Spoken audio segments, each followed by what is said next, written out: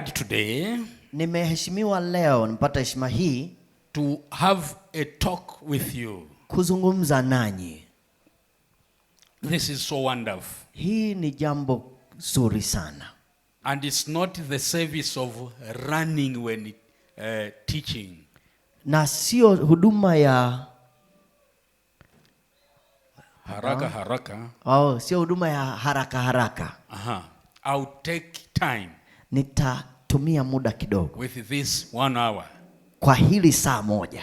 So for you who are married, kwa nyinyi ambao mmeoa ama kuolewa, expect great things. Hebu tarajieni vitu vikubwa that will change your situation in your marriages, ambao vitawabadilishia mambo yenu katika ndoa, so that in 2026 ili kwamba itakapofika mwaka 2026 you enter with the victory, unaingia kwa ushindi, you enter with the power, unaingia na nguvu. For you who are not yet married, na kwa wale ambao bado hawajaoa wala kuolewa, you have to learn something. Mnapaswa mjifunze kitu. I know there are a lot of problems, najua matatizo yako mengi sana that you are passing, ambayo mnayapitia, especially how to choose the life partner. Hasa namna gani uchague mtu wa kuishi naye. It is a problem. Ni tatizo kwa wengi. It's not like how it was some years back. Sivyo kama ilivyokuwa kwa sisi zamani. You are facing a lot of challenges. Mnakutana na changamoto nyingi sana vijana. May the Lord help us. Hebu Mungu atusaidie, so that you get something, ili kwamba tupate kitu in na sisi this seminar katika semina hii today. leo. Let me start with one scripture. Hebu nianze na andiko hili kwanza. Let me start with one scripture here. Hebu nianze na andiko hili kwanza. From the book of Proverbs, katika kitabu cha Mithali, Proverbs chapter 18 verse 22. Ile sura ya 18 mstari wa 22. It's one of the familiar scriptures concerning marriage. Ni andiko ambalo linajulikana sana kuhusiana na ndoa. You have heard it. Mmekwisha kulisikia. You have read it. Mmelisoma wakati fulani. You have heard a lot of things concerning it. Na mmepata vitu vingi sana kutokana na andiko hili. The Bible says, Biblia inasema, he who finds a wife finds a good thing. Apataye mke apata kitu chema, and obtains favor from the Lord. naye ajipatia kibali kwa Bwana. When we read again from chapter 12 verse 4. Tunaposoma kitabu hicho sura ya 12 mstari wa 4. Chapter 12 verse 4. Sura ya 12 mstari wa 4. The Bible says, Biblia inasema, an excellent wife is the crown of her husband. Mwanamke mwema ni taji ya mumewe. But she who brings shame is like rottenness in his bones. Bali aabishaye ni kama kuoza mifupani mwake. We have just read these two scriptures. Tumekwisha kusoma haya maandiko mawili. The first one talks about the one who finds a wife. La kwanza linazungumzia kwa mtu apataye mke, that he finds a good thing. Kwamba amepata kitu chema. Not a bad thing. Na kwamba si kitu kibaya. And it continues to say, na inaendelea kusema, he obtains favor from Yahweh. Kwamba amepata kibali kutoka kwa Yahweh. He who finds a wife, yule apataye mke, finds a good thing. Amepata kitu chema. But a lot of marriages nowadays, lakini ndoa nyingi siku za leo, I would say a lot of couples nowadays, wanandoa wengi siku hizi, are living in a regret. Wanaishi kwenye majuto. Are living in a regret. Wanaishi kwenye majuto. Wishing that it was going to be better not them to be married or to marry this woman or this man. Kwamba walitarajia itakuwa mambo yataenda vizuri wakienda kumuoa mtu fulani ama kuolewa na mtu fulani. So if you are one of those, kama wewe ni mmoja baina yao, who are living in a regret, ambaye unaishi kwenye majuto katika ndoa hiyo, we are here today. Tuko hapa leo to help you kukusaidia mend whatever has happened in your life. ili uweze kujiri na yale yote yaliyotokea kwenye ndoa yako. Mended. Hayo yote yatatengenezwa. And for you who haven't found a life partner, and for you who are about to enter into, na kwa wale ambao wamekaribia kuingia kwenye maisha ya ndoa, I want you not to live a life of regret. Sihitaji nanyi muishi maisha ya majuto, but a joyful life. Bali maisha yenye furaha. So I've entitled the teaching today, na nimekipa kichwa cha somo langu la leo, a happy marriage. Ndoa yenye furaha. A happy marriage. Ndoa yenye furaha. A happy marriage. Ndoa yenye furaha. A happy marriage.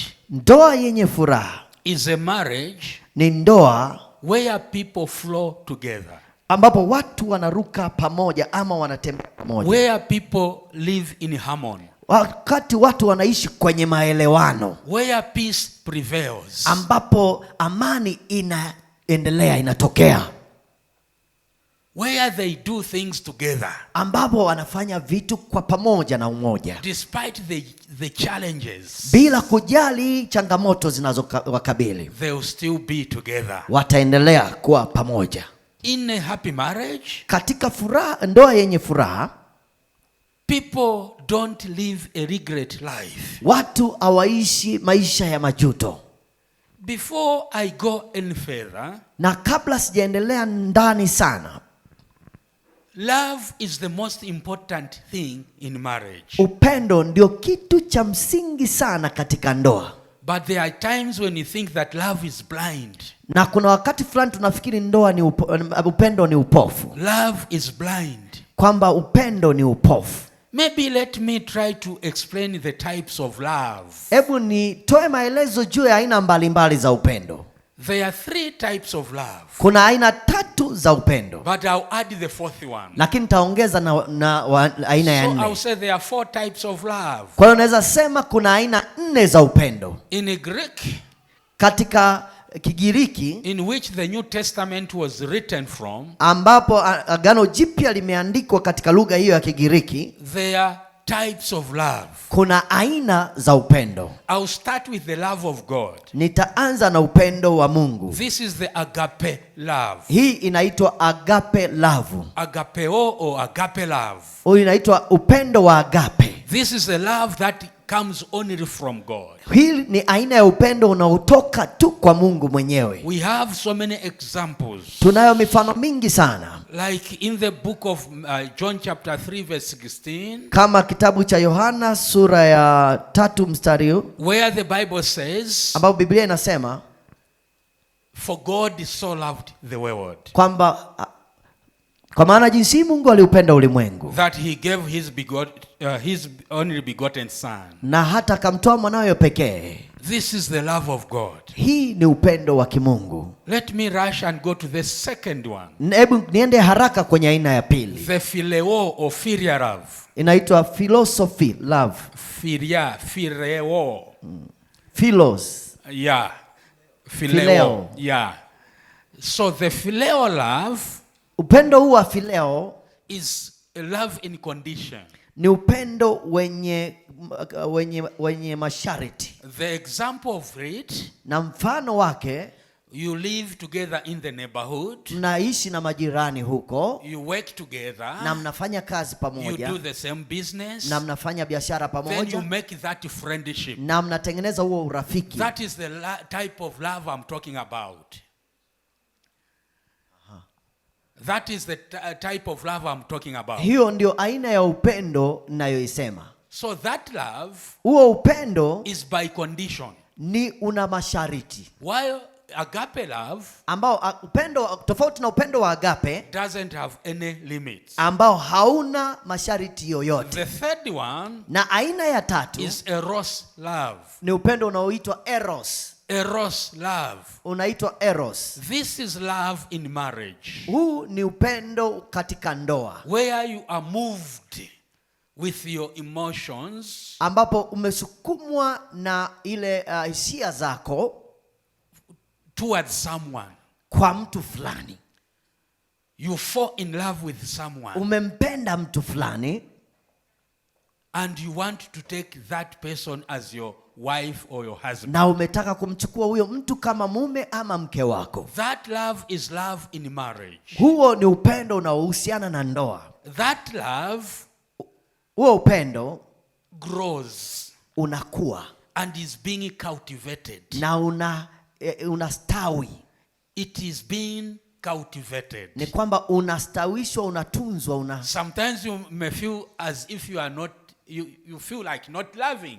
Na mara nyingine katika upendo huu unaweza ukajisikia kama haupendi sana kiivo, because of the circumstances you are passing through. Kwa sababu ya majira ya changamoto unazozipitia unaweza ukajisikia kama humpendi sana mtu fulani. I've added my concept to that love. Na ninaongeza mawazo yangu katika aina hii ya upendo. For me, I usually say love in marriage. Na mimi nasema upendo katika ndoa means commitment to your spouse. Unahusisha agano kwa mwenzako. A commitment to your spouse. Agano kwa mwenzako. Because no marriage is perfect. Kwa sababu hakuna ndoa iliyo kamili.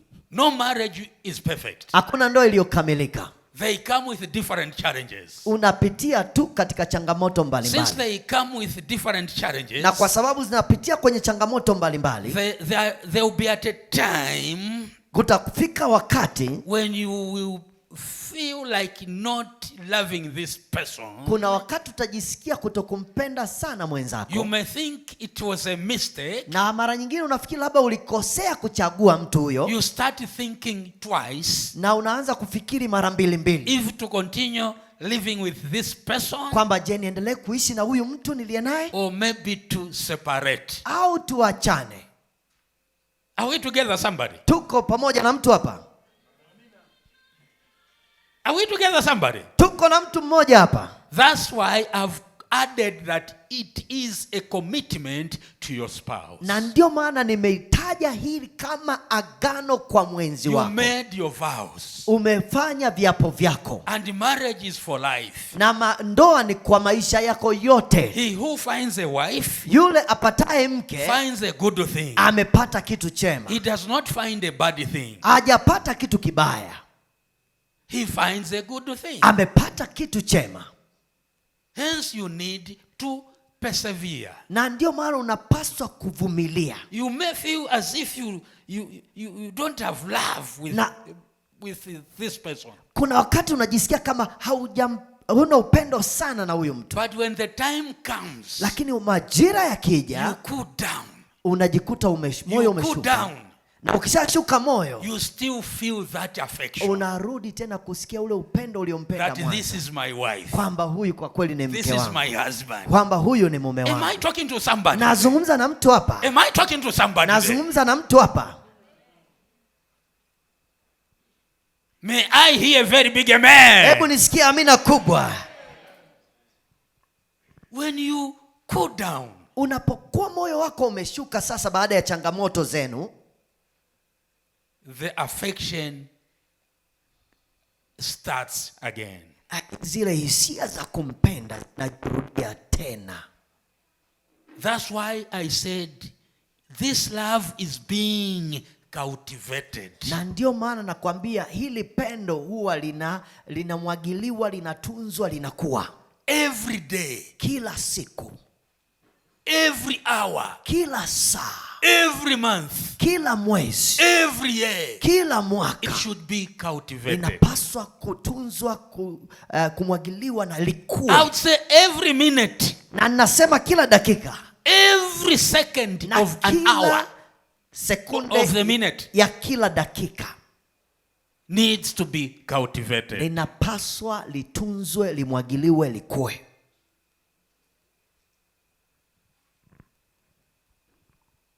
Turn to your neighbor or to your spouse. Hebu mgeukie jirani ama mwenzi wako. If you are sitting together with your spouse, kama umekaa na mwenzi wako, look at the face of your spouse. Hebu itazame sura ya huyo mwenzi wako. If you are not married, kama haujaolewa, just look to your neighbor. Hebu mtazame jirani yako. But for you who are married, na kwa ninyi mliooa, why are you looking like this? mbona unaangalia kwa kuibia ibia? Mwangalie vizuri. That is an interpretation. Hiyo ni tafsiri That things are not okay with kwamba vitu haviko sawa kwenu ninyi mnaoangalia kwa kuibia ibia hivi.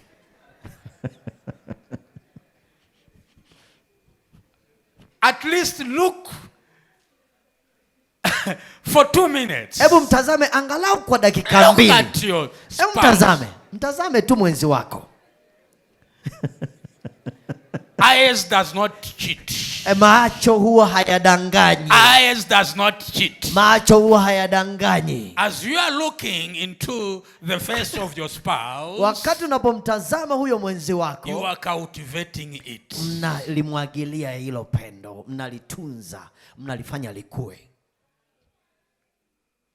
It's a commitment. Ni agano. Despite the mistakes someone have made. Bila kujali makosa ambayo mwenzi wako anayafanya kwenye maisha. Despite the problems that's caused upon your life. Bila kujali matatizo yanayotokea kwenye maisha yako. If you cannot cultivate it, kama huwezi kulitunza na kulimwagilia vizuri, it will fade away. Litapotelea mbali. It will fade away. Litakwishilia mbali. Because you start looking at other people other than your kwa sababu itakufanya uwatazame watu wengine tofauti na mwenzi wako. You start looking at Mary. Utaanza kuangalia kina Mary wengine. To think that Mary is better than your wife. Na kufikiri kwamba Mary ni bora kuliko hata mkeo uliyemuoa. You start looking at John. Utaanza kumwangalia John. To think that John is better than your husband. Kwa kudhani kwamba John ni bora kuliko huyo mumeo. It needs cultivation. Linapaswa kutunzwa na kumwagiliwa. It needs cultivation. Linapaswa kutunzwa na kulimwa vizuri. Tell your neighbor that, have you heard that? Hebu mwambie jirani yako, umesikia hiyo? Have you heard that? Umeisikia hiyo?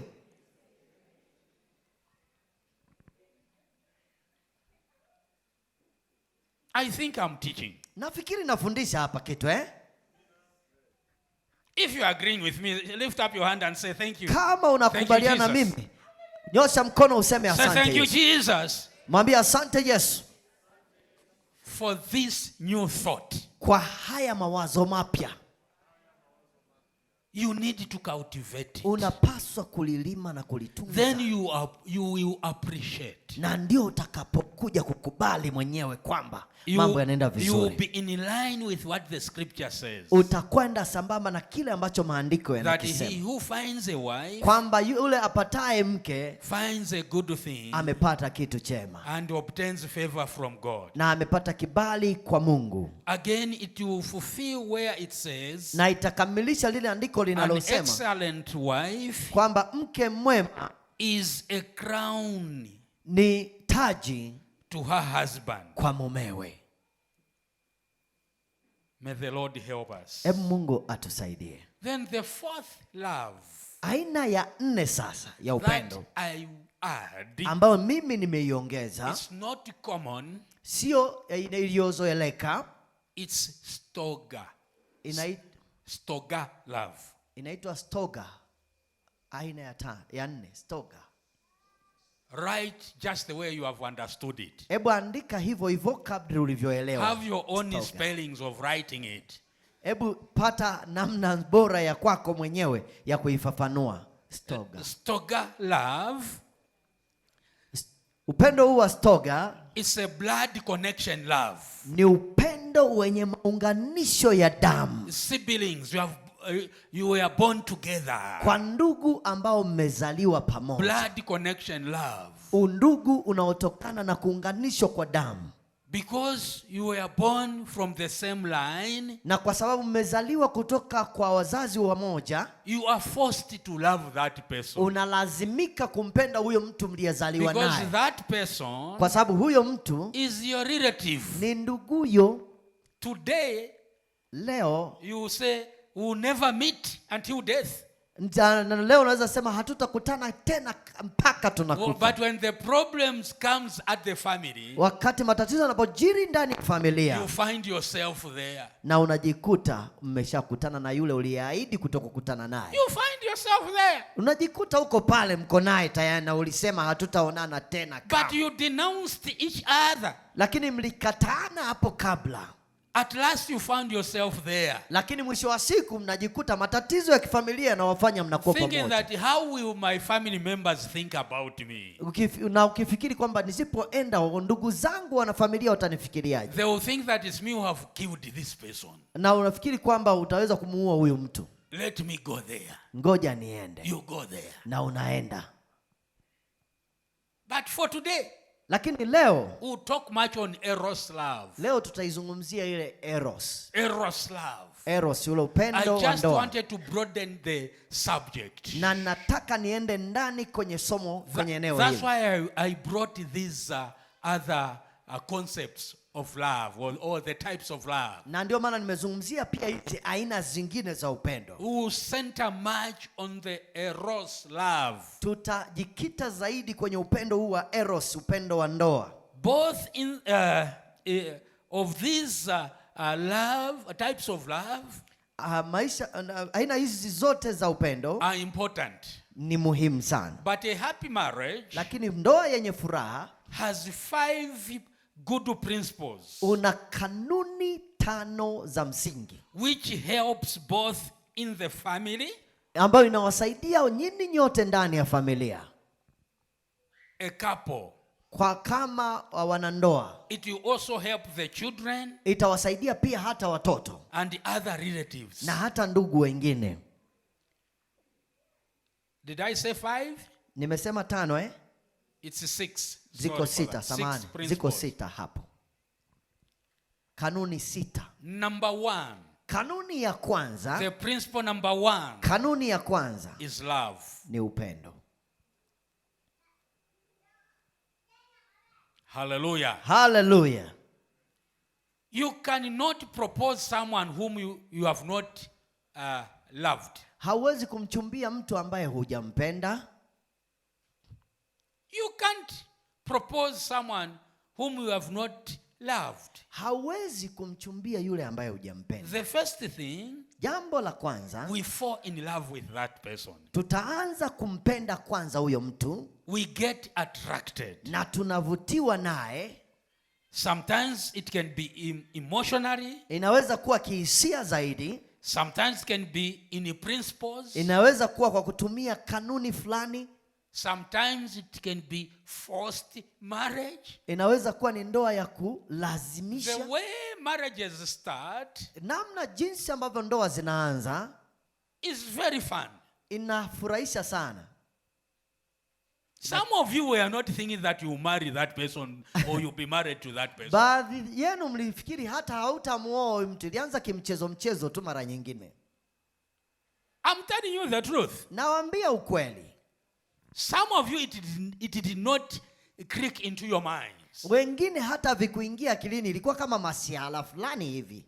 But today, lakini leo you are together. Mko pamoja. Hello. Hello.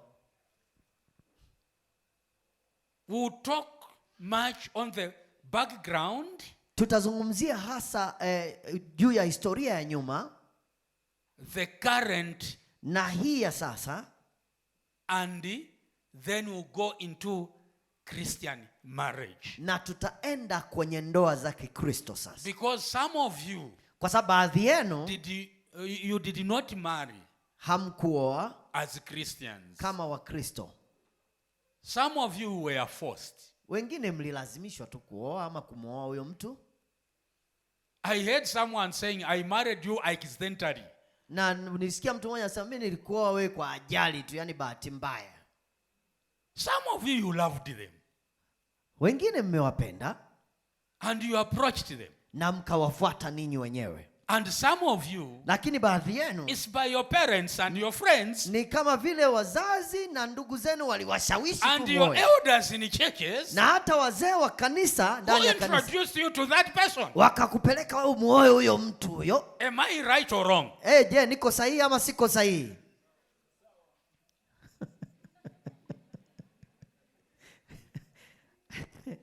It is true. That's why I said we are here Na ndio maana nimesema tuko hapa to amend the relationships. kutengeneza hayo To mahusiano. amend the relationships. Kutengeneza hayo mahusiano. To forget about the past Kusahau yaliyopita and to start with a new thing. na kuganga As yanayofuata. you enter 2026, Unapoingia 2026, things becomes better. vitu viwe vizuri Things zaidi. becomes Vitu better. viwe vizuri zaidi.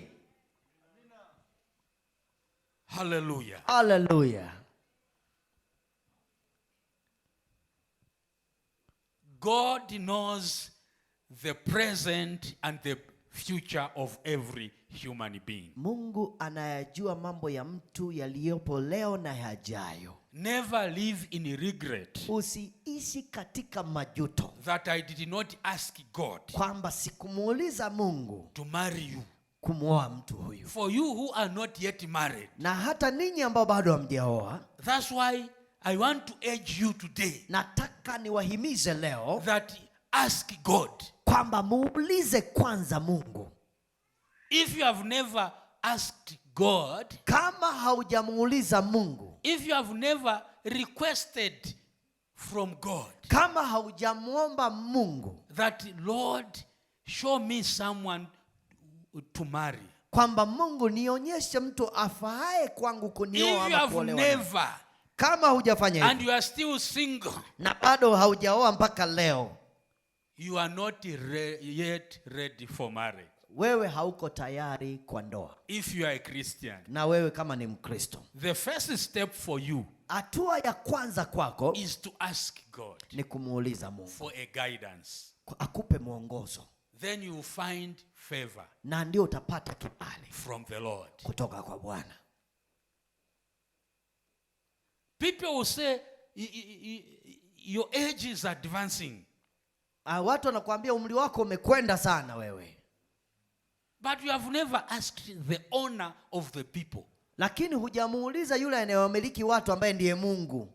You will enter in a wrong marriage. Utakwenda kwenye ndoa ambayo si sahihi, And for you, you will regret more na wewe ndio utajuta kweli kweli haswa than us who are already in marriage. kuliko sisi ambao tayari tuko kwenye Because ndoa, as we are trying to mend, to Kwa- amend. kwa sababu sisi tunajitahidi kutengeneza tayari zile ambazo For you to tulishakosea. amend it will be too late. Na wewe kutengeneza kwako itakuwa ni vigumu sana. Ask first from the Lord. Hebu muulize kwanza Mungu, Let the Lord show you mtake Mungu akuonyeshe yeye, with the guidance akupe mwongozo of the Holy Spirit ya Roho Mtakatifu, and the guidance na mwongozo huu of those who are in experience. wale wenye udhoefu mzuri katika I masuala ya would say ndoa. godly counsel. Nasema ule mahusia hasa yanayotolewa na watumishi wazuri wa Mungu. Are we together? Tuko pamoja? Singles, are we together? Wale ambao hawajaoa tuko pamoja? And if, let me say something to you. Hebu niwaambie hili jambo ninyi single nyinyi.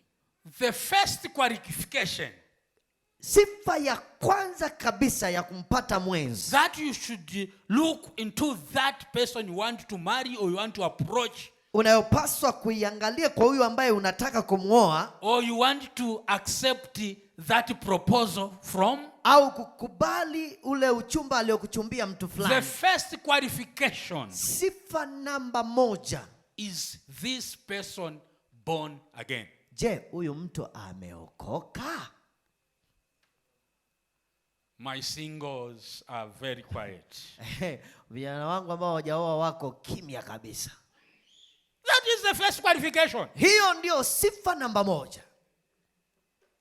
I know a lot of people Najua wengi have different qualifications. wana sifa tofauti tofauti. They say someone who is very cute, Wengine wanataka yule mrembo kabisa, a girl who is in the shape of a guitar, mwanamke mwenye umbo la gitaa wanamtaka, whose eyes are like the stars of heaven, ambaye macho yake ni kama nyota za mbinguni, who is so ripe or at her face looks like a tomato. ambaye sura yake inaonekana kama nyanya hivi fulani.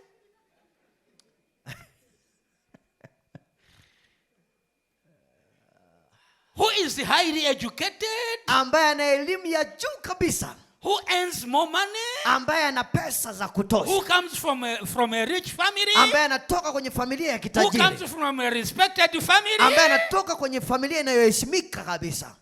Wrong qualification. Hiyo ni sifa potofu kabisa. You'll be married to a Satanist. Wewe utaolewa na mshetani. And the day of your wedding, na siku ya harusi yenu, when the day of the wedding passes, hiyo siku ya harusi inapopita, you go to your own home for that honeymoon. Mnapokwenda kwenye nyumba yenu kwa hayo mapumziko yenu, As you sleep, utakapolala siku you'll be sleeping together with Satan. utakuwa umelala na At that shetani very bed. na katika kitanda hicho, Because that person is a non-Christian. kwa sababu huyo mtu sio Mkristo. If someone doesn't have Christ, Kama mtu hana Kristo, what is in the heart of that person? nini kimo ndani ya huyo mtu? Answer for Jibu. yourselves. Who is in the heart of that person? Nani atakayekuwa ndani ya huyo mtu ambaye sio Mkristo? Can someone answer that? Hebu mmoja ajibu hapo. Who lives in that heart? Because there are only two kings here. Kuna wafalme wawili tu. We have the power of king, the King of Kings, who is Jesus. Tuna mfalme wa wafalme ambaye ndio Yesu Kristo.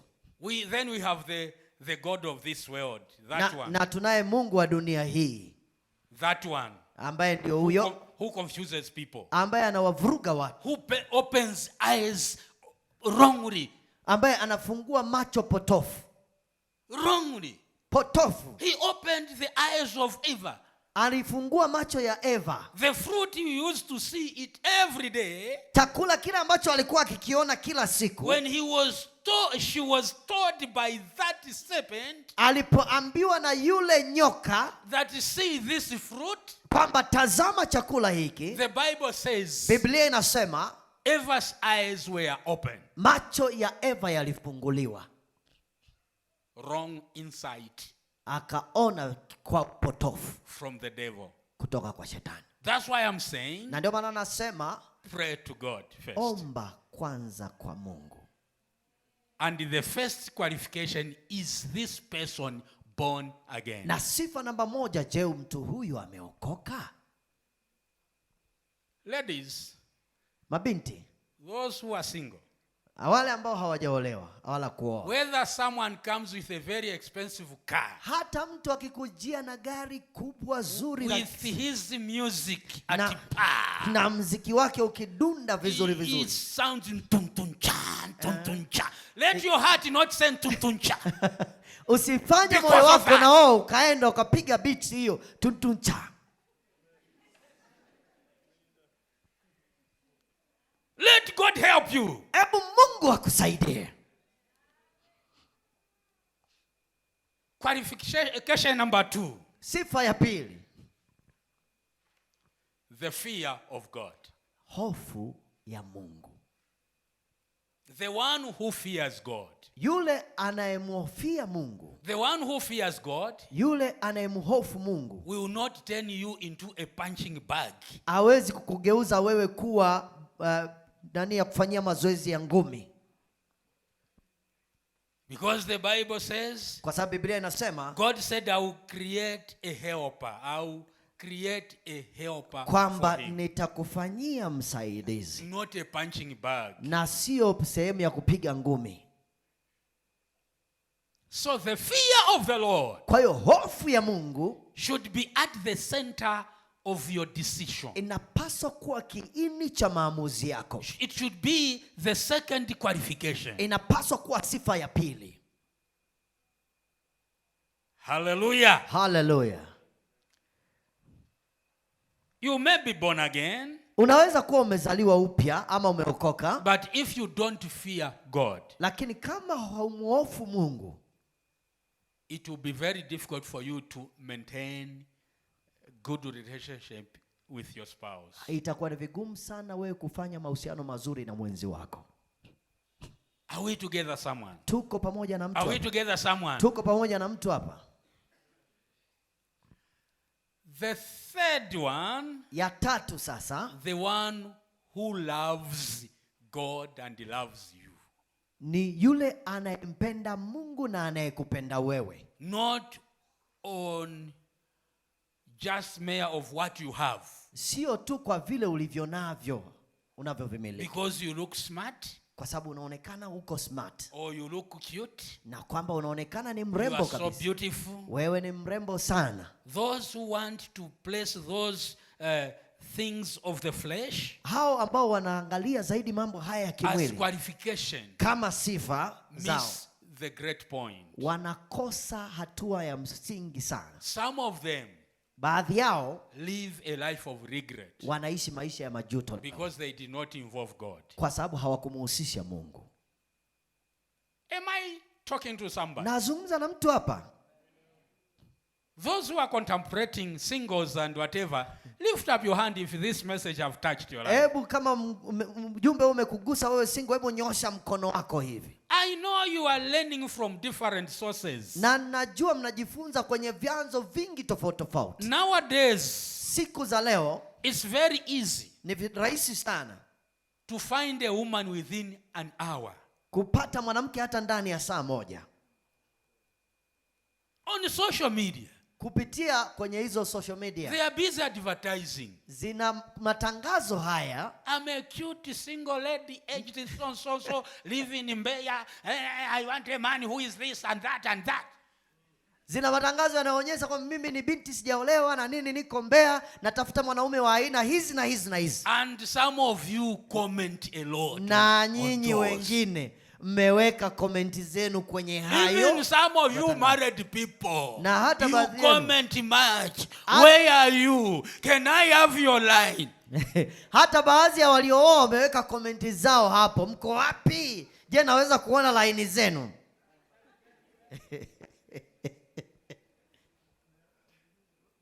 I'm a single man. I do this about my own business, and you take a photo from someone's Porsche car. Unachukua picha kutoka kwa mtu ikiwa imeeleza hayo mambo.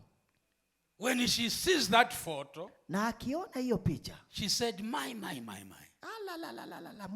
Mwe. This is the best man. Huyu ni mwanaume bora kabisa. He has best things. Ana vitu vizuri. But a wise Christian, lakini Mkristo mwerevu, takes time to seek God's guidance. Atataka sana kupata maongozi ya Mungu katika hali kama hizo. Let God himself take charge in your process. Mtake Mungu sana atawale hiyo hatua yako ya kutafuta mwenzi. Let's go back to those principles. Hebu tuende kwenye hizo kanuni, turudi kwenye kanuni. Number 1, I said love. Na kwanza nilisema upendo. When a man loves his wife, wakati mwanaume anampenda mkewe, he will take care of her. Atamtunza, atamjali. The Bible is very clear. It says, husbands, love your wives and do not be harsh to them. Biblia imeweka wazi kwamba wanaume wapendeni wake zenu na msiwe wakali ama wakatili mbele zao. Colossians chapter 2 verse 19. So what the Bible says. Colossians Wakolosai 3 mstari wa 19. Kolosai 3:19. Then in Ephesians chapter 5, na hata Waefeso sura ya 5, we want to read all those scriptures just mstari wa 23, write them down. Hatutasoma hapo. Ephesians chapter 5 verse 23.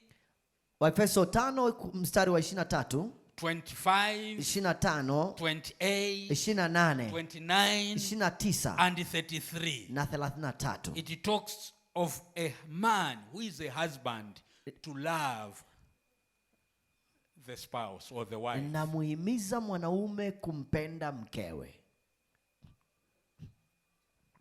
To love sometimes becomes very difficult. Kupenda si kitu chepesi, kinaweza kuwa na ugumu wakati fulani. There are so many husbands who don't love their wives. Kuna wanaume wengi sana ambao hawapendi wake zao. And here in Africa, na hapa Afrika, most of the people, watu wengi sana, say we are staying together because of the children. Na wanasema tunakaa tu kwa sababu tumeshazaa, vinginevyo Tunawaa watoto. So some of you stay together because of the children. Kwa hiyo baadhi yenu mmeendelea kukaa pamoja tu kwa sababu mna watoto. It's not because you married. Na sio kwa sababu It's umeoa. not because you love your wife. Na sio kwa sababu unampenda mkeo. It's because mkeo. of the children. Ni kwa sababu ya because hao of the watoto. children. Kwa sababu ya hao because watoto. of the children. Kwa sababu ya And your watoto. concentration is more to your children Na hata than umewajali to zaidi your watoto wife, kuliko hata than to mkeo. your wife, Kuliko hata which mkeo. is a very big mistake. Ambalo ni kosa kubwa sana. Before your children, Kabla ya watoto wako, marriage came first. ndoa I'm saying ilianza. before your children, Nasema kabla ya hao marriage watoto, came first. ndoa ndio And ilianza. before your children, Na kabla ya watoto your wako, wife should be first. mkeo anapaswa kuwa wa kwanza kabla ya watoto. Whether you disagree with me or you agree. Unakubaliana nami ama That is the ukubaliana nami. principle. Hiyo ndio kanuni. Because children Kwa sababu watoto are a gift ni zawadi given to you as a couple. ambao uliopewa kwenu They kama are a wapenzi. gift. Hiyo ni You zawadi. celebrate together. Mnasherekea pamoja. They are a gift for you. Ni zawadi kwenu. Before that gift, Kabla ya hiyo zawadi, the first gift zawadi ya was kwanza your wife or your husband. alikuwa ni mumeo ama mkeo. Before having that baby, Kabla ya kuwa na hao watoto, the first baby which you had mtoto wa kwanza is your uliokuwa naye wife, you ni yule people. mwenzi wako, It's your husband, you people. ni huyo mmeo. The very day you married, Siku uliomuoa you had no baby in that home. haukuwa na watoto kwenye hiyo Your nyumba. baby was your wife Mtoto wako and alikuwa your ni mkeo husband na mumeo, and the husband na huyo or mumeo your wife o mkeo is the first baby you have. ndio mtoto You wa need kwanza to uliye take naye. care of. Unapaswa You need to kumwangalia, cherish with. unapaswa When children kufurahia. comes, Watoto it wakija is a gift for ni you. zawadi tu kwenu. If I've talked sense, can I hear a very big Hebu amen? ni kama naongea vitu vya maana nisikie amina kubwa. Now because of our traditions and culture, Kwa sababu ya tamaduni zetu sisi, a lot of people marry in order for them to have children. watu wengi wameoa tu ili wapate watoto. Singekuwa kuzaa. Is it how you married? Je, ndivyo ambavyo tumeoa? Is it what you want to marry? Na ndivyo unavyotaka Because people are uoe? laughing at you that you are advancing and you don't have a child. What and what? Is it what you want to do? Kwa sababu watu wanakucheka kwamba huna mtoto, unataka kuoa kwa sababu tu ya kupata watoto. The principle is Kanuni ni kwamba your wife mkeo comes first. ndiye namba moja. Your husband Mumeo comes first. ndiye wa kwanza. Here the Apostle Paul did not say, Mtume Paulo hakusema, husbands, love your children. hakusema mume wapende watoto wako. He indicates to say, husbands, love your what? Your wife. Alisema kwanza mke na mume ampende mkewe kwanza. Number 2 principle, let me go fast. I've stayed much there. Okay, nimetumia muda mwingi hapa, naende kwenye kanuni ya pili. Is submissiveness. Ni kujishusha ama kujisalimisha. Submissiveness. Kujishusha ama kujisalimisha kwa huyo mtu. When a woman submits, mwanamke anapokuwa amejitoa kwa huyo mtu to her husband na kunyenyekea kwa huyo mumewe, she solves a lot of problems. atatatua matatizo mengi sana. No husband Hakuna mwanaume wants to go back to a home ambaye anataka arudi nyumbani where he finds fire every time. Ambapo atakutana na moto huko nyumbani wakati wote. He wants to live in a peaceful environment. Wanaume wanataka kuishi kwenye maisha ya amani, mazingira ya amani. But if you are a Christian husband, na kama wewe ni mume wa Kikristo, whether your wife is not submissive, haijadhuru juu ya mkeo kwamba je ni amejishusha ama amejitoa, keep on loving her. Unapaswa tu kuendelea kumpenda licha ya yeye kutokufanya. Because the interpretation there, kwa sababu kuna tafsiri hapo, tells us to say just as Christ loved his what? Zimetupa kiwango kama vile Kristo alivyolipenda kanisa, ndivyo ambavyo unapaswa umpende mkeo. Ask as human beings, sisi kama wanadamu, we have never been submissive to God. mara nyingi tumekuwa hatujajitoa na hatujawa wanyenyekevu mbele za nani? Za Mungu. But Christ came. Lakini Yesu akaja. He came to us who were very stubborn. Alikuja kwetu sisi tulio wasumbufu kabisa, Rebellious. watu waliompinga, waasi. So whether your wife is not submissive, Kwa hiyo haidhuru hata kama mkeo sio mnyenyekevu continue kwako, loving her, hebu endelea kumpenda, because you are the head. kwa sababu wewe ni kichwa, You are the one who is bringing solutions. kwa sababu wewe ndio utakayetoa utatuzi. Hallelujah. Hallelujah. Hallelujah. You Hallelujah. are the one to bring solutions. Wewe ndio mleta utatuzi. Whether there is fire in your home, Hata kama kuna moto nyumbani kwako, don't run away. usikimbie. Don't run away. Usikimbie. Don't run away. Usikimbie. Don't even quote that scripture from the book of Proverbs, Hata usichukue ile andiko kwenye hiki which iliyoandikwa. says it's better to live in a top roof corner of a Anasema house than ni bora kuishi kwenye kona ya nyumba kuliko kubaki na mwanamke mkorofi. Usichukue hilo andiko. It's in a different quotation. Hiyo ina tafsiri tofauti kabisa. It's a different context. Hiyo ilikuwa kwenye mazingira tofauti kabisa. So submissiveness, Kwa hiyo kujishusha ama kujitoa is so important. ni muhimu sana. Wives, submit yourselves to your own husbands. Mke ajisalimishe kwa mumewe. Ephesians chapter 5 verse 22 Efeso 5:22 and Ephesians chapter 5 verse 24. na mstari ule pia wa 24. Even Colossians chapter 3 verse 18. Wakolosai 3 mstari wa 18. Submissiveness Kujishusha ama kujitoa, is very kunyenyekea important. ni muhimu sana. The third one La tatu, is understanding. kuelewana. Is understanding. Kuelewana. Where there is no understanding, Kama hakuna maelewano, there will be confusion. kutakuwa na vurugu. By the way, why do people fight? Kwa nini watu wanapigana kwanza? Why do they fight in their homes? Kwa nini wanapigana watu nyumbani mwao? You know, I usually teach to say women in homes, Mara nyingi nimekuwa nikifundisha kwamba wanawake majumbani they have more powerful weapons than men. wanazo silaha bora zaidi kuliko za wanaume When it comes to fight, inapofika kwenye kupigana. powerful ones. Zenye nguvu kabisa, silaha zenye nguvu. And let me tell you one thing. Na nataka niwaambie jambo moja hapa. If you are a leader, Kama wewe ni kiongozi, whether a pastor, hata kama ni mchungaji, whether a bishop like me, na kama ni askofu kama mimi, whether you are saying you are very much anointed, na hata ukisema wewe na mapako mafuta mengi, a woman mwanamke has a very powerful weapon anayo silaha yenye nguvu sana to bring you down kukuleta wewe within chini, a minute. kukuangusha hata kwenye huduma. The pastor say true. Amen. You can even stand here and you preach. Unaweza hata kusimama hapa na kuhubiri. If you are a preacher, Kama ni mhubiri, the first person mtu wa kwanza where people always want to see if that message is true ambao watu watamtazama kuona kama ujumbe unaosema ni is through your kweli wife. ni mkeo. Your wife will sit there.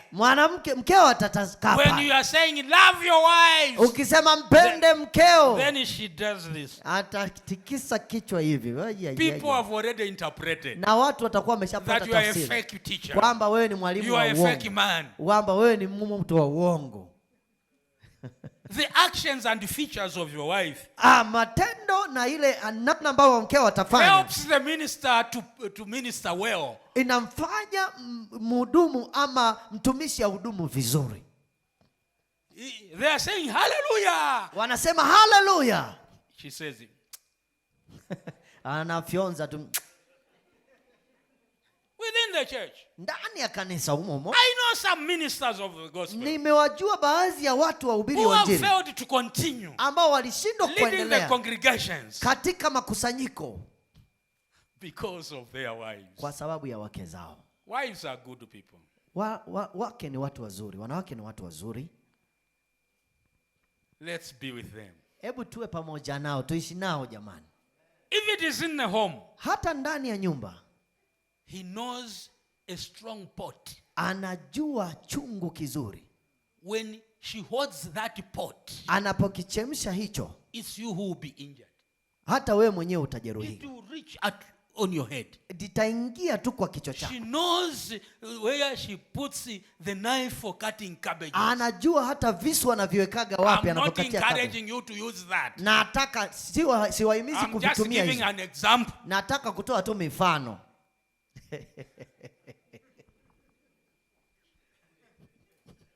I've seen where some strong men who used to beat their wives, Niliwaona baadhi ya watu waliokuwa wenye nguvu waliowapiga wake zao, how they were bruised. ambavyo jinsi waliwatenda vibaya.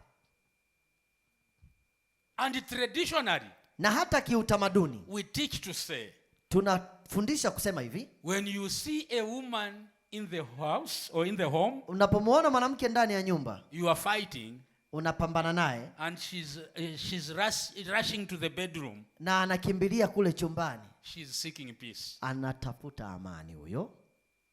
Did you hear me? Mmenisikia? She's seeking what? Anatafuta amani. But when you see a woman, Lakini ukimwona mwanamke, you are fighting umempiga, and rushing to the kitchen. anakimbilia jikoni. Baba, kazi unayo. Forget yourself. Jisahau hapo, ndugu yangu. Tomorrow you'll be dead. Unaweza kufa kesho.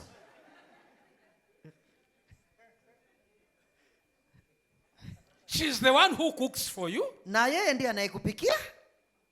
She can poison you. Anaweza kukuwekea hata sumu. And traditionally, Na hata kitamaduni we teach to say, tunafundisha hivi, when you see you are fighting with your wife, that's tradition, not Christianity. sio katika Ukristo, ni katika mambo ya kijamii huko. And she's rushing to the kitchen. Anakimbilia kwenda jikoni. Don't follow. Usimfuate.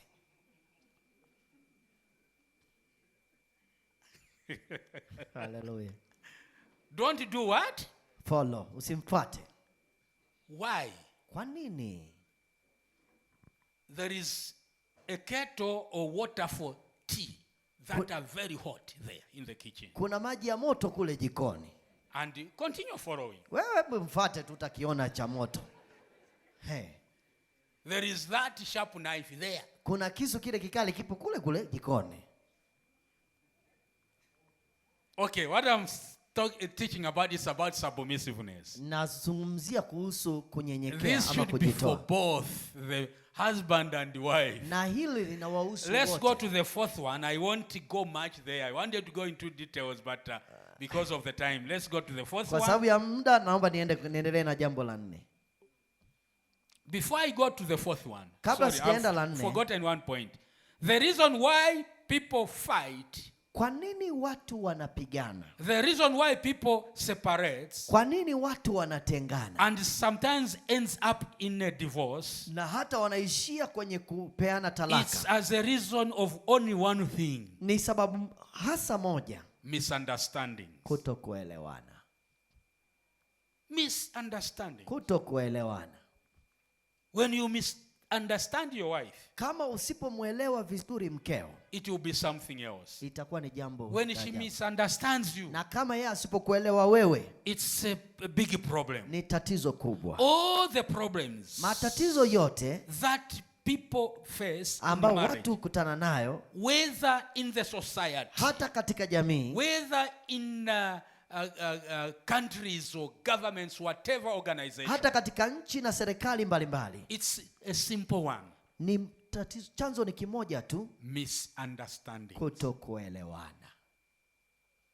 Did you hear me properly? Mmenisikia vizuri? It's as a result of only one thing: Ni matokeo kitu kimoja tu, Misunderstanding. Kutokuelewana. So if you usually misunderstand your spouse, Kama hauna maelewano na mwenzi wako, amend yourself. yatengeneze. All will be okay. Na kila kitu kitakuwa sawa. All will be well Na kila kitu kitaenda vizuri in your life. katika maisha yenu. The fourth one Cha nne is forgiveness. ni kusameheana. Forgiveness Kusameheana cures all in marriage. kunaponya kila kitu katika It ndoa. restores love Kunarejesha ule upendo and trust. na uaminifu. It restores love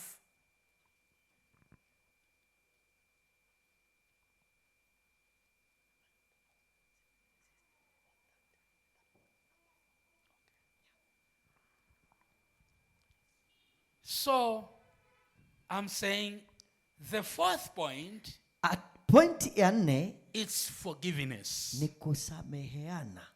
I said forgiveness Nasema kusameheana cures all in marriage, kunaponya kila kitu kwenye ndoa, in families, hata ndani ya familia hizi, in churches, hata ndani ya kanisa, in the society, hata katika jamii, and the country at large. hata katika upana wa nchi na kadhalika. It restores love Kunarejesha upendo and trust. na kuaminiana. When a person fails to forgive, Kama mtu anashindwa kusamehe,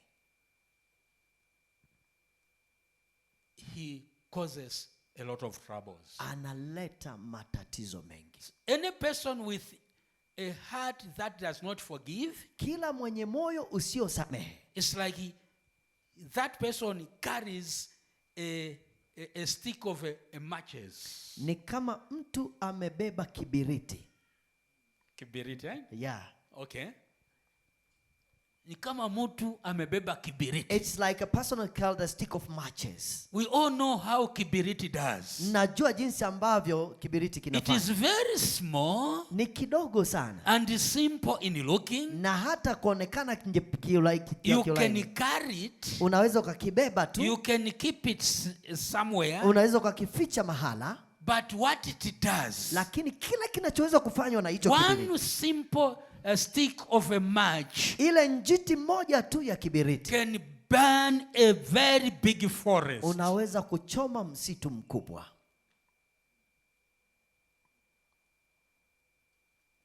When you fail to forgive, Unaposhindwa kusamehe, your marriage will never be stable. ndoa yako haitakuwa imara You kamwe, will never be at peace. na wala hamtakuwa na amani, Because you will be piling or accumulating issues. kwa sababu utakuwa ukitunza mambo mengi, ukiyatunza And the makosa. Bible says in the book of 1 Corinthians chapter 13 Na Biblia inasema katika Wakorinto wa kwanza sura ya 13, that love does not keep any bad record. anasema upendo hautunzi mambo mabaya. And if you are a Christian, Na wewe kama ni you Mkristo, always keep bad records. umetunza tu matukio mabaya, makosa. Understand this. Elewa hili. Again, the Bible says in the book of Matthew, Na Biblia inasema katika Mathayo chapter 6, verse 14 and 15, mstari wa 6 mstari wa that 14 if mpaka wa you 13, forgive men their trespasses, unapowasamehe watu makosa yao their wrongs, na yale makosa, your heavenly Father Baba yenu wa will mbinguni also forgive your sins. ndiyo atakusamehe dhambi But zako. if you fail to forgive other people's wrongs, Kama utashindwa kuwasamehe watu makosa neither your yao, heavenly Father will forgive you. hata Baba wa mbinguni We hatakusamehe. gather at churches Tumekusanyika ndani ya makanisa with that bitter spirit, ukiwa na moyo wenye with machungu, unforgiving spirit, ukiwa na hiyo roho ya and you are kutokusamehe, thinking that itaingia mbinguni. and you think that will go to heaven. Ni uongo. That is lies.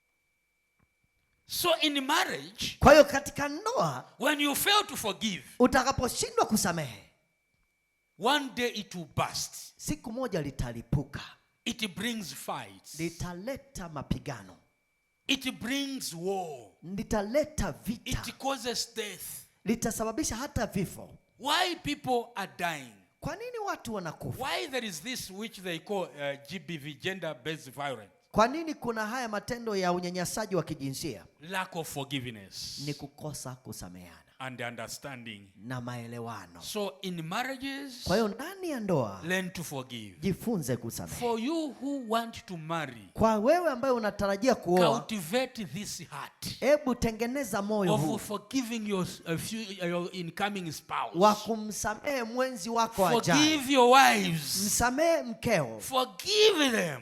Forgive, wasamehe hao. Just as God forgave our sins. Kama jinsi ambavyo Mungu alisamehe Forgive your dhambi zetu. husbands. Msamehe mumeo. That is a big remedy Ndio namna nzuri ya to your kutengeneza soul kwenye nafsi yako and to your relationship. na kwenye mahusiano yako.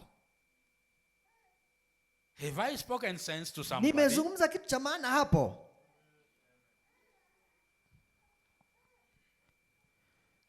I sense within my spirit Nimesikia ndani ya roho yangu there are some people who have this spirit of not forgiving others. kunao watu hapa wana roho za kutokusamehe. Even in your families, Hata ndani ya familia zenu, even within the church, hata ndani ya kanisa, in your community, hata kwenye jamii, in your marriages, hata kwenye ndoa. this is a big problem. Hilo ni tatizo kubwa. When you forgive today, Ukisamehe leo, you will see the joy which will start flowing. utaiona furaha inabubujika. Learn to forgive. Jifunze kusamehe. Turn to your spouse. Hebu mgeukie mwenzi wako, Say, learn to forgive. mwambie jifunze kusamehe.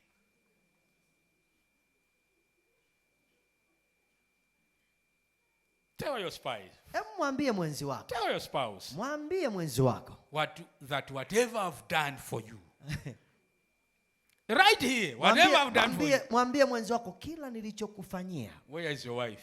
My wife is over Go there. there, go Okay, there. okay. Samahani ka. Yes. Yeah. Stand up. Thank you.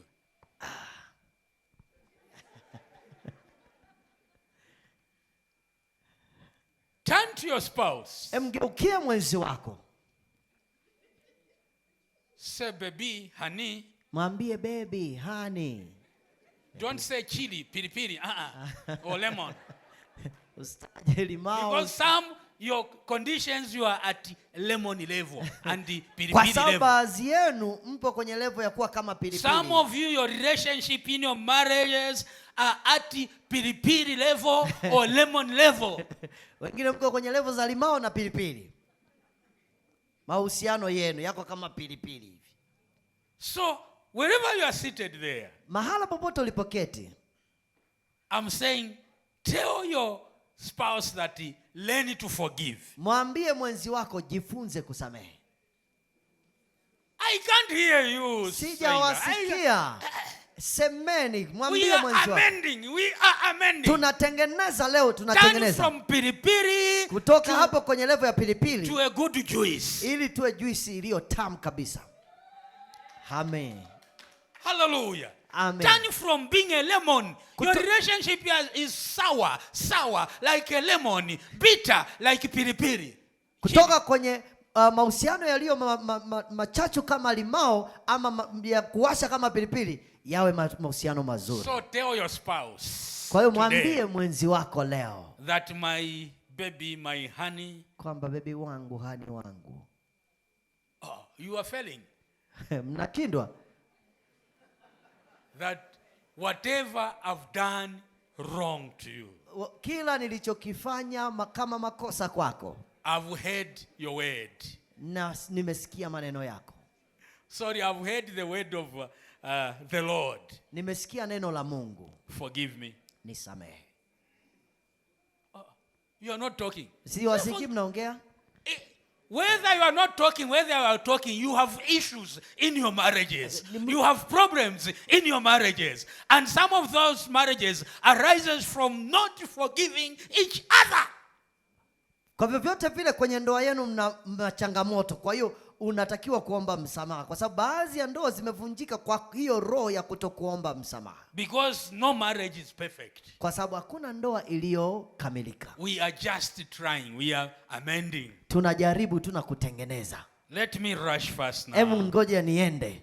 The fifth one ya tano is supportiveness. Ni kutiana moyo. Supportiveness. Kusaidiana na kutiana moyo. Supportiveness. Kutiana moyo na kusaidiana. Strengthens relationships. Kunaonyesha uhusiano. If you fail, kunaimarisha uhusiano. When you fail to support your spouse, kama utashindwa kumtia moyo mwenzako na kumsupport kwenye yale anayoyafanya, you cause cracks. Unasababisha mipasuko, nyufa. A building with a crack, jengo lenye nyufa, is in a dangerous condition. Liko katika hali ya hatari sana. At any time, muda wowote, when wind comes, wakati upepo ukija, it might fall. Linaweza kuanguka. Amend every crack within your relationship. Hebu ondoa hizo nyufa ndani ya mahusiano. Learn to forgive. Hebu tusameheane. Learn to forgive. Jifunze kusamehe. For those who want to marry, na kwa wale ambao wanategemea kuoa, supportiveness is something which is very important. Kutia moyo ama kusaidiana ama kusupport ni jambo la muhimu sana. As well, when you get married, na kwamba wakati mnapokuwa umeoa, support each other. Hebu mtiane moyo, msaidiane. Then the sixth one, which is the last one, la mwisho kabisa hapa la sita, and very very important as well, na ni la muhimu sana, it's good communication. Ni mawasiliano mazuri. Good communication. Ni mawasiliano mazuri.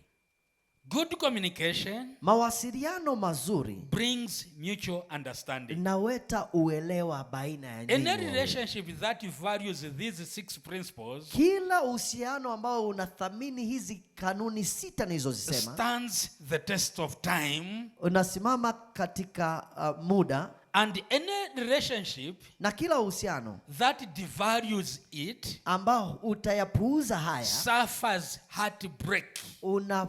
Unapata kuvunjika kabisa. It experiences separations, na inaweza kaishia katika kutengana, fights, kupigana, misunderstandings, kutokuelewana, and divorce. na hata kuachana. And divorce is not for the children of God. Na kuachana hakuko kwa wana wa Mungu. Marriage is for life. Ndoa ni kwa maisha yako yote. It's not something that you say I just want to try. Ni hakuna kitu ambacho si kitu ambacho unatakiwa kufanya majaribio. For you who are looking for someone to marry or to get married to, na wale ambao mnatafuta watu wa kuoa ama kuolewa nao, you don't need to try. Usije ukafanya haya majaribio. There is no trying in marriage. Hakuna majaribio kwenye ndoa. Turn to your neighbor there and say there is no trying in marriage. Hebu mgeukie jirani yako mwambie hakuna kujaribu kwenye ndoa. Kwenye mambo ya ndoa hakuna kujaribu.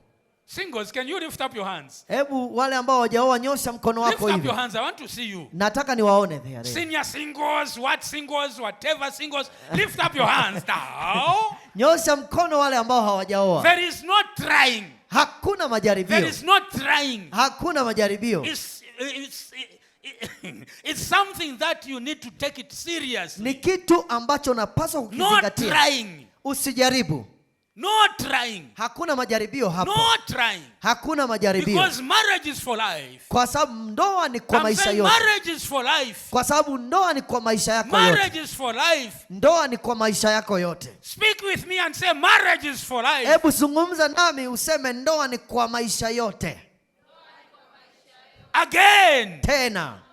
Again. Tena. Again. Tena. Again. So there is no trying. Kwa hiyo hakuna majaribio hapo. Take it serious. Hebu lichukulie serious hilo. Now, let me finish with this a little bit. Then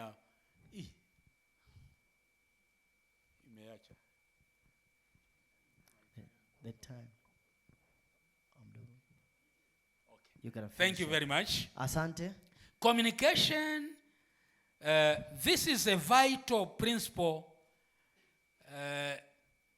which puts marriages together. Mawasiliano ni kanuni ya muhimu inayoileta ndoa katika umoja.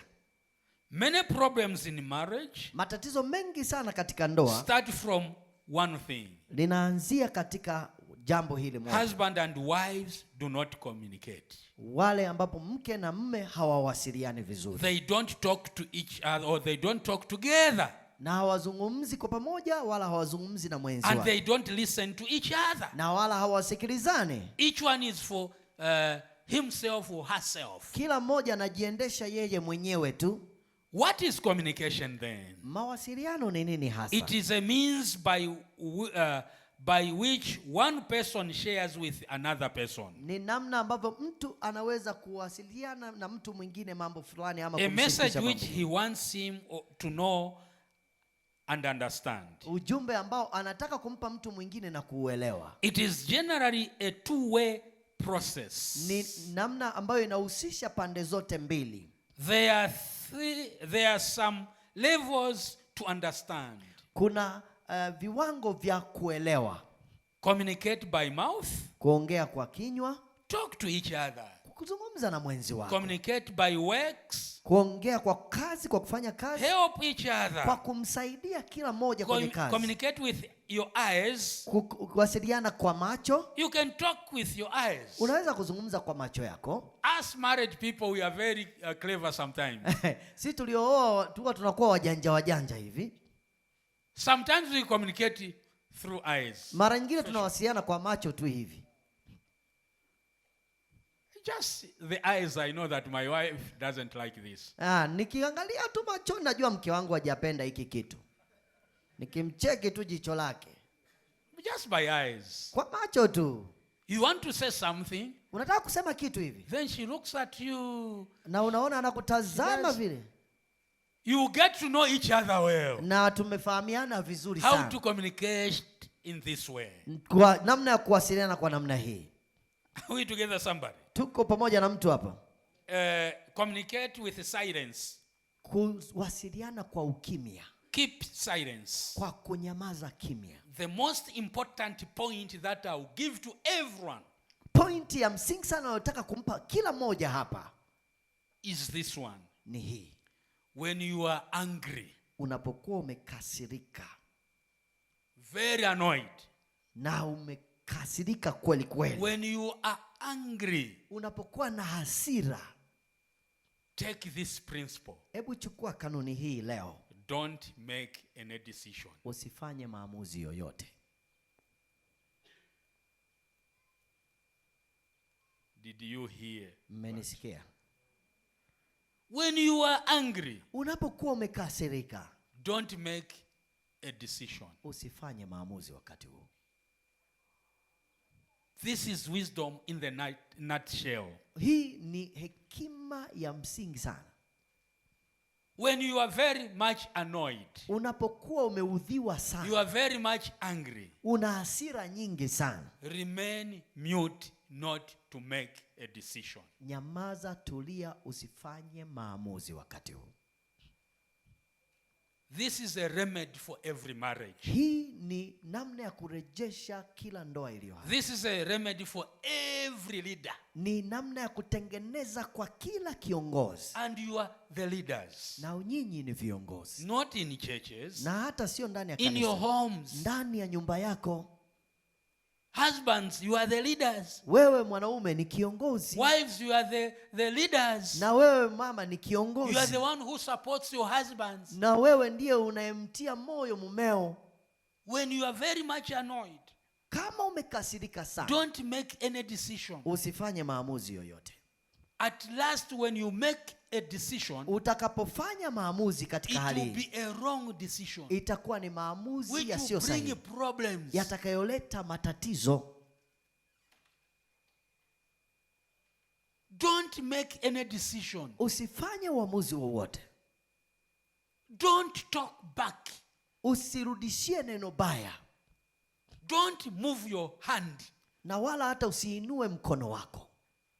When it becomes very difficult, inapokuwa ni vigumu sana, leave the room, go into the other side of the room. Hebu toka hilo eneo, nenda kwenye eneo lingine. When he follows you or she follows you, na kama atakufuata hata huko, the only thing that you have to say, kila neno ambalo utapaswa kulisema tu katika mazingira, whether you are wrong or you are right, jarishi kama uko sahihi ama hauko sahihi, Because of the situation, kwa sababu ya hiyo hali, just say, I'm sorry. Sema tu nisamehe. I'm sorry. Nisamehe, samahani. Bila kujali kwamba uko sahihi ama hauko sahihi. Just say I'm sorry. Wewe sema tu hivyo. He follows you. Anakufuata, anasema maneno. I'm sorry. Wewe mwambie tu samahani. She follows you. I'm sorry, mama. Anakufuata na kutamkia maneno hayo, lakini bado useme samahani. Live like a fool. Hebu ishi kama mpumbavu. To be praised as a king. Ili uweze kuinuliwa, kama uweze kusifiwa kama mfalme. In that situation, katika hali hiyo, I know some of you say that, oh, they will think that I'm not a man. Unafikiri, wengine wanafikiri hapo nitaonekana kama sio mwanaume. If you fear God, kama unamhofu Mungu, remain quiet. Nyamaza kimya. Just say I'm sorry. Sema tu samahani. I emphasized much on forgiveness. Na asisitiza zaidi juu ya kusameheana. And when you are very much excited, na kama unayo furaha pia sana, be careful for every decision that you will make. Kuwa makini sana na kila uamuzi unaofanya katika hali ya kuwa na furaha sana. You might make false promises. Unaweza kutengeneza ahadi za uongo.